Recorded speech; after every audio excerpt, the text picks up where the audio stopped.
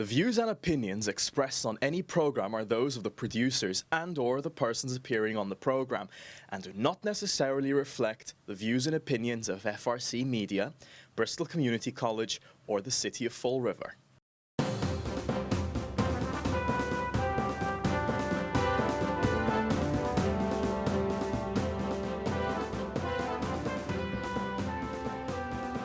Welcome to Spindle City Straight Talk. I'm Chip. And I'm CJ. And it is Monday in the rib after a tumultuous weekend, I'll call it. Yeah,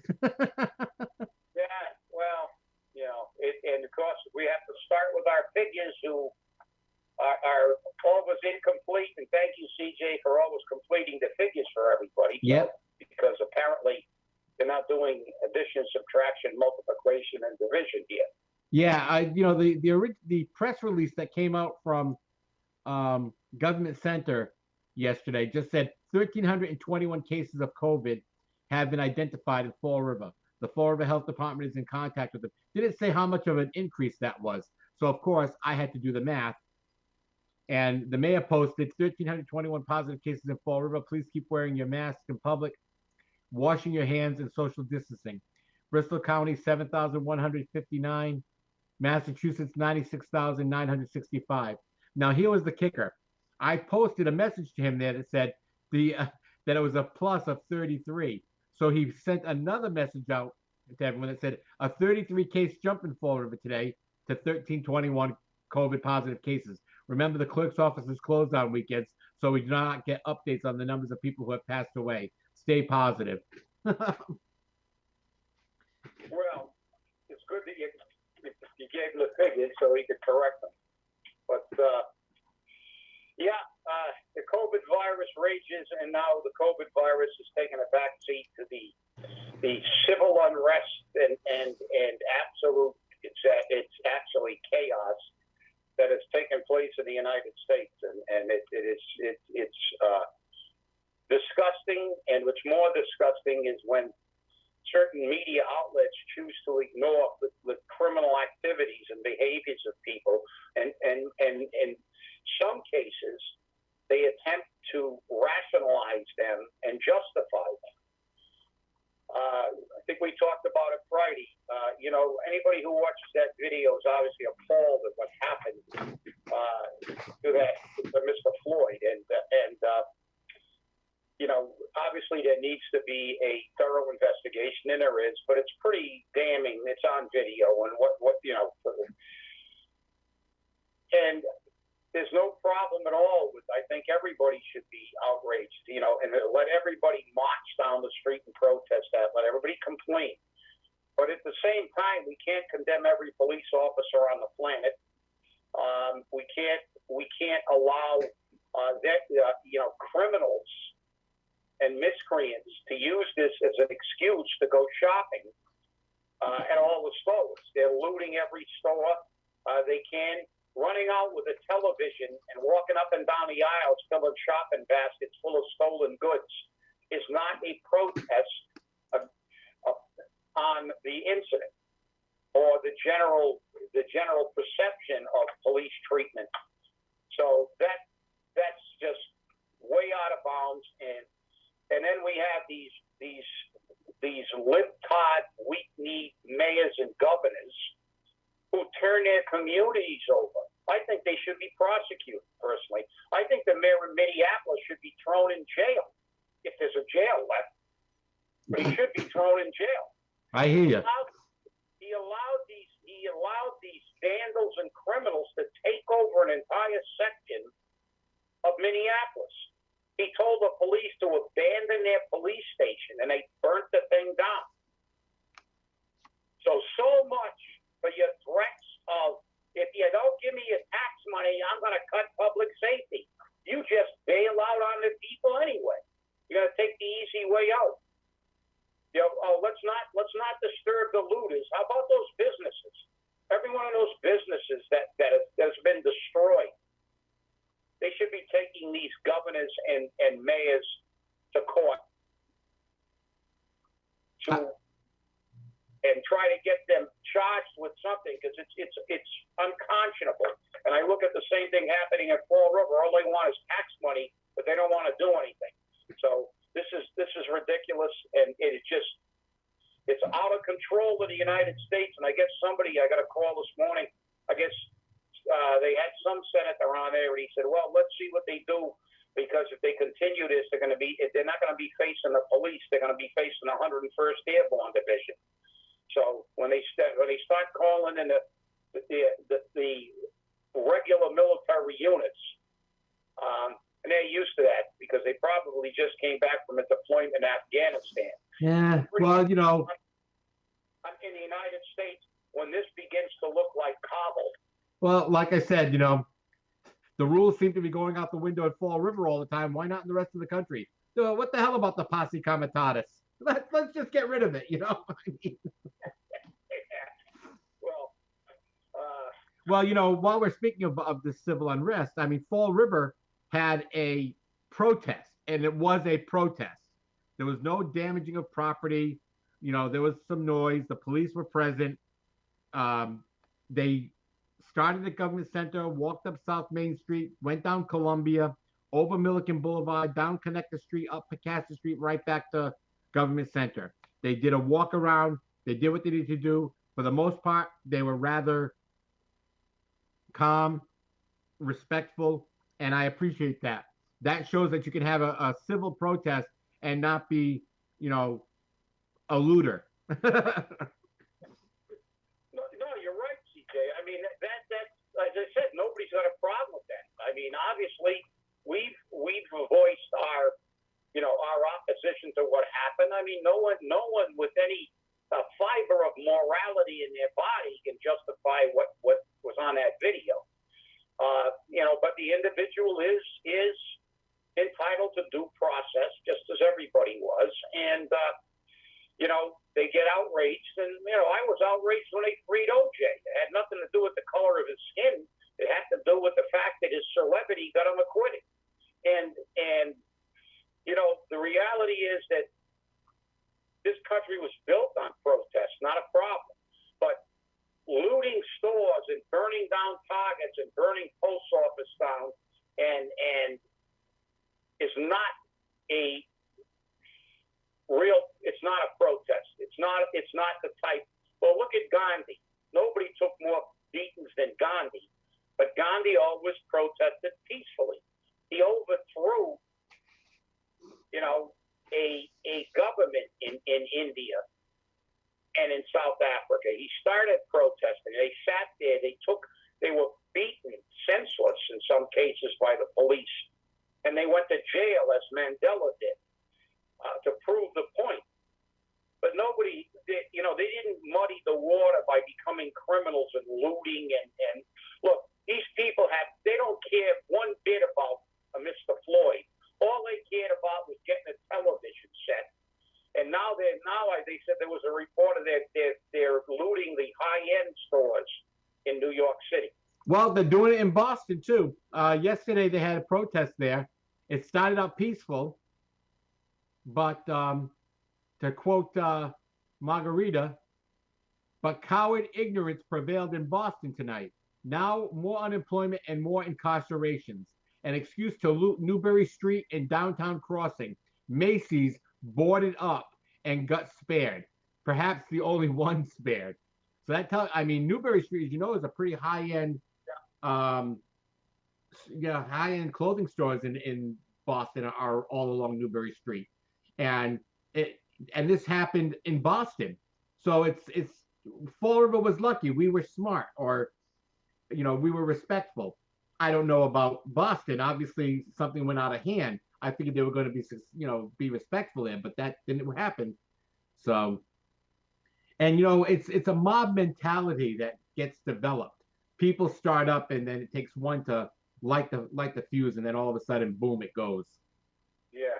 Well, I won't excuse them with the mob mentality. This is a premeditated attempt to steal. They're criminals, and they're using this as this is their cover. If they were breaking into those stores, smashing and grabbing through a window on their own, but when you got hundreds of people doing it, and the police fundamentally have given up in an attempt to quell it, it's unfortunate. But I think there was a report that in somewhere they surrounded a Target store, the normal people, and maybe that's why Paul has been spared. They're not really normal. Most of us aren't. They would have probably met him with that. But I guess they surrounded a Target store and said that you're not going to destroy the store that we shop in, and they didn't because they had enough of them to quell them. But obviously, there were people trying to protect their stores that were beaten senseless and put in and hospitalized. It's out of control. This is like a third world country, and when we allow this to happen, we become a third world country. This is a country of laws. This is a nation of laws. You have every right to protest. The American Nazi Party, as reprehensible as they are, has the right to walk up and down the street and yell and scream and do whatever they want and protest and say that, white power and the breed racism, just as in the old days they had the Black Power movement. So they have every right, as long as they're doing it and not disturbing the rest of the society and victimizing the rest of the society. And that's what they're doing now. The criminals have taken over these cities because of weak, inept politicians. They're all good at talking, but they're not good at doing. Just like every war we ever had. Patton was the best general we had, and they benched him. So, and even the Germans were surprised. They said, I can't believe that. And of course, when the politicians let the soldiers do all the fighting until you begin to win the war, and then they take over, like Truman did with MacArthur in Korea. They take over after MacArthur landed at Incheon and basically broke the back of that war.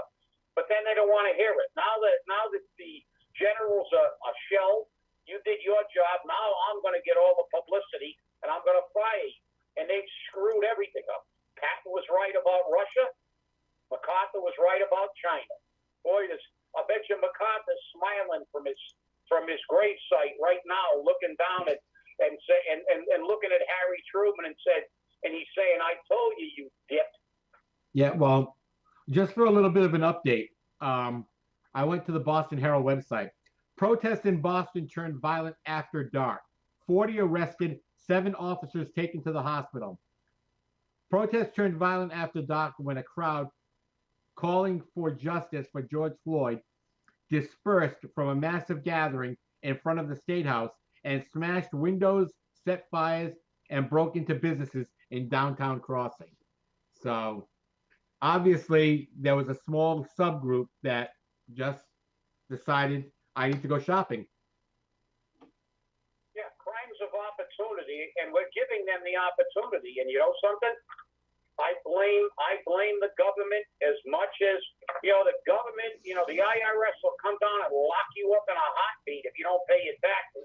And, they'll come knocking on your door when you violate the law.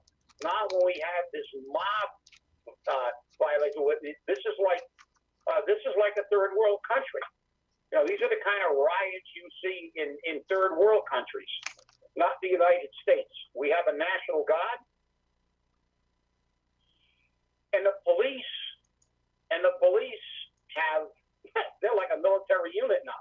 They've got Humvees, they've got all kinds of equipment to deal with this stuff. But then it becomes the liberal mayors don't want. We can't. We don't want to offend anybody. We want to give them their space. No, you don't give criminals their space. What they're doing is not a protest. If you want to have a protest, have a protest. If protest gets a little rowdy, well, you just tell them, hey, calm down a little bit. But when you begin to destroy businesses, hurt individuals, you are violating one of the fundamental pieces of our foundation. Does anybody remember that we are supposed to be ensured that we have domestic tranquility? Does anybody think that right now in the United States we have domestic tranquility? And that's the truth. We don't. And whose fault is it? The politicians, because guess what? They're not protecting our domestic tranquility. They want this. This is a political thing. Now they're going to blame Trump, and Trump's going to blame it. Look, these criminals are behaving like criminals, and we have every right, no matter who's the president, to protect the citizens of this country and ensure that we have the tranquility that we pay our taxes for. And this is just disgusting to watch this stuff happen, and they've let it get out of hand. Because one thing about a mob, you talk to anybody that's dealt with mobs, the mob psychology, it grows exponentially if you allow it to go. Now, when this started, if they would have locked up the first 3 or 4 of them, dragged them around, this won't happen in Tenement Square. We saw the last time they attempted to get rowdy what they did in Tenement Square. Not that it was right, but it worked. The tanks came out. For people who can still remember that, Bob, back and read about it, remember what happened in Czechoslovakia when they laid under the tanks and the tanks drove over them, and then nobody laid under tanks anymore. That's it. And the crowd dispersed. But you have to take quick, decisive action when a mob begins to form, because mob psychology, as I said, grows, and the bigger the mob gets, the more out of control it gets, and it's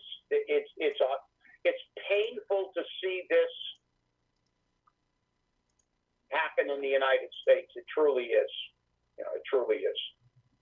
Exactly, and it makes it worse for, how can we maintain the alleged superiority we have with other countries when we can't even keep control of our own people, and we can't demonstrate civilly, and we have to instead resort to violence the way it is.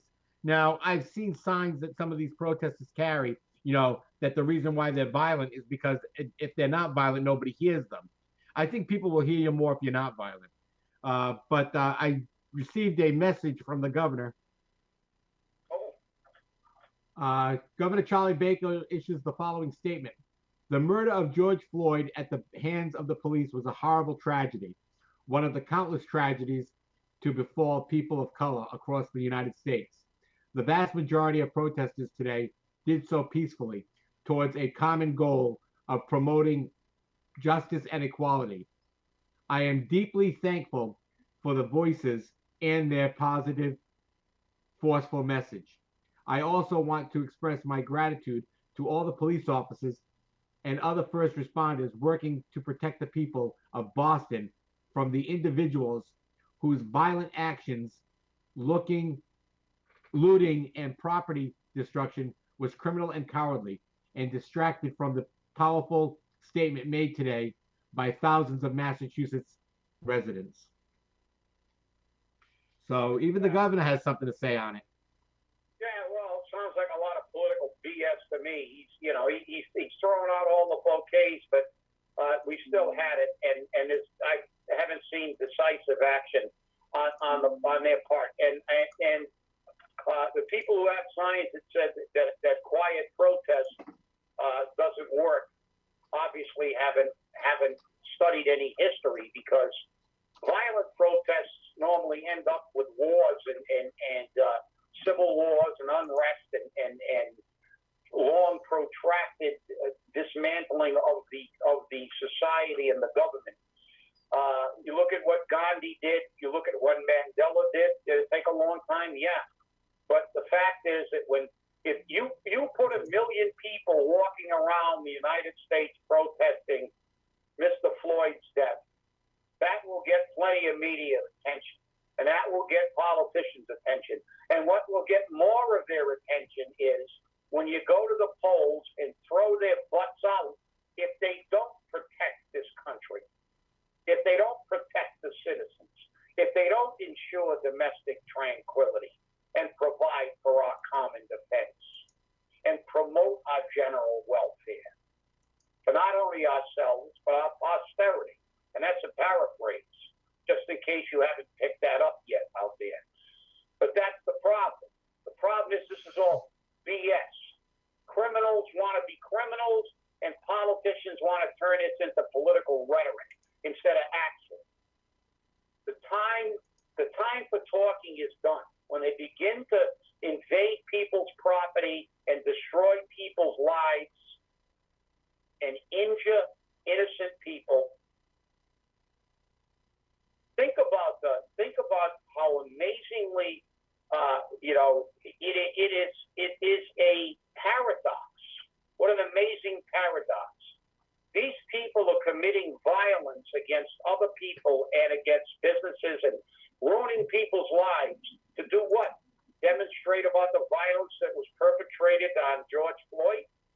That doesn't make any damn sense, except if you believe in the two wrongs make a right theory, which it doesn't. Two wrongs do not make a right, but three lefts make a right.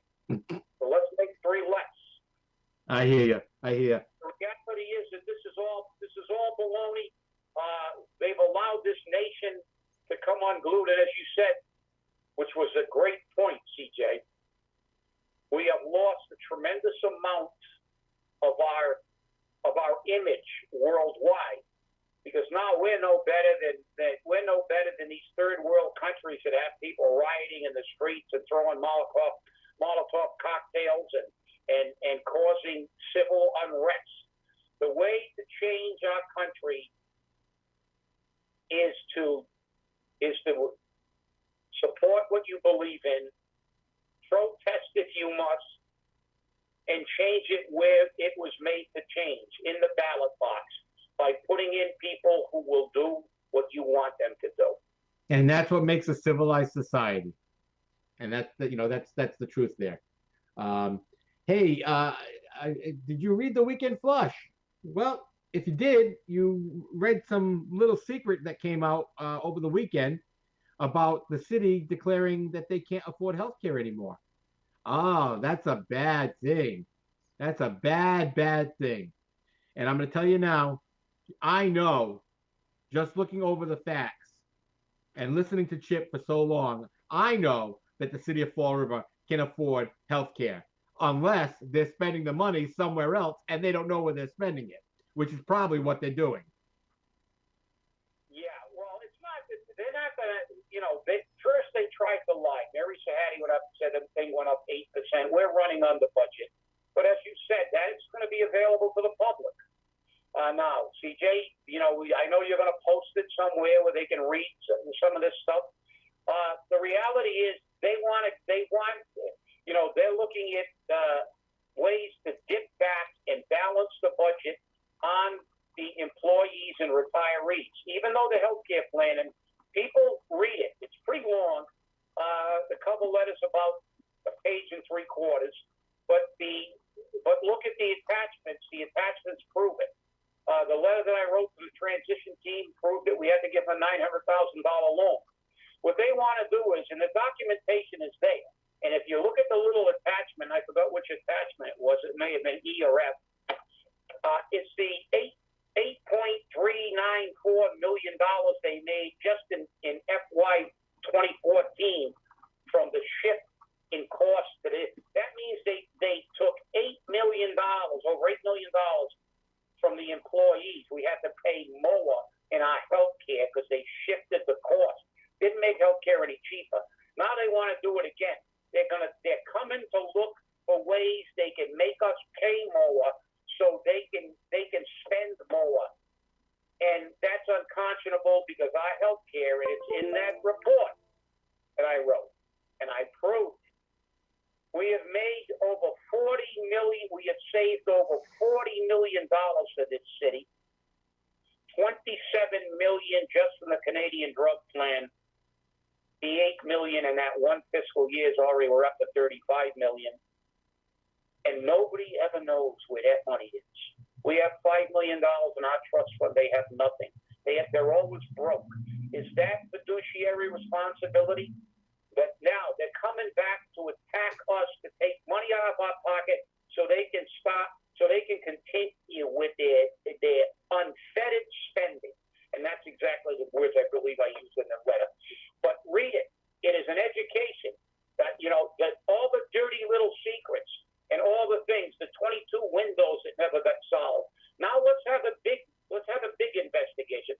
Let us see if the city council will look at what I sent them and ask this city to tell them what they did with $50 million worth of healthcare savings. Did they reinvest it into healthcare? Absolutely not. Where did it go? They bought a boat. Yeah, they bought a boat. That's another one without an RFP. This city still remains a criminal enterprise because all they do is steal our tax money and waste it. And we continue to let these people stay in. I told the council in the letter, it's their job. They control the purse strings. It's time for them to start asking these questions. You know, I've been doing presentations for 30 years. And even though they all nod their heads and go, wow, yeah, you know, oh, well, all the way back to 91. And then nothing happens. Nothing changes. Well, as I said in the letter, this is our Rubicon. I won't explain Rubicon. You'll have to look it up right now. When he crossed the Rubicon, this is our Rubicon. You know, what we do this year is going to predicate what happens next year. And remember, people, next year is the year you're going to get that debt override that the mayor promised was not going to hit us till 23. CJ, you remember that? Yes, I do. Meeting when he said, "Don't worry about that. It's going to be 2023. We might not even need it by 2023." Talk about pie in the sky, Pollyannish, attitudes, and maybe he believed it at the time. But guess what's visiting early? The Grim Reaper of taxes, the debt override, and then they're going to try to put on top of the debt override, they're going to try to go and rob more money out of the pockets of the retirees and the city employees when they have no justifiable reason. So if you think there's going to be a fight, you're right. Because if they try that, there's going to be an epic war. Because I'm going to file a lawsuit, and I'm going to recommend that every labor union in the city files a suit against the city. So this will be good. And, I would much rather them try to fix the city the right way by asking the right questions. But let's all sit back, strap in, put our helmets on, and see what happens. It's going to be interesting. I mean, you're very methodical in the information you presented. I mean, I'm looking at it. It's 11 pages, not including your cover letter that you sent to the city council. And I'm going to try to post those today for everyone to review and see, how the city is lying, how Mary Sahadi is lying, how the mayor is lying to the people of Fall River. And this is what's happening. And it's going to stop. If you cannot trust your financial reports from your chief financial officer because you don't see those numbers being actual, you have a problem. You have a serious problem. And I'm getting tired of it. I'm getting tired of looking at this. Plus, like you said, we were promised 2023 before we saw the debt exclusion come on board. Well, guess what? Because they're so flagrantly flippant with the money that they take from us, they need more. And you've already heard the mayor say, oh, well, we're hoping that we can get money from the federal government to fill the hole in our budget. So it's not a good thing. Well, our time is up. I want to thank you all for watching. Please continue to watch. Be looking for those files today on Facebook. Stay safe and stay angry. Stay angry. And remember, all those numbers are not my numbers. They are the city's numbers. And we proved it. We had the numbers from CanRx and the numbers that the city gave for that 8.394 from, they gave it to the Department of Revenue, not me. That's their numbers. So okay. Thank you.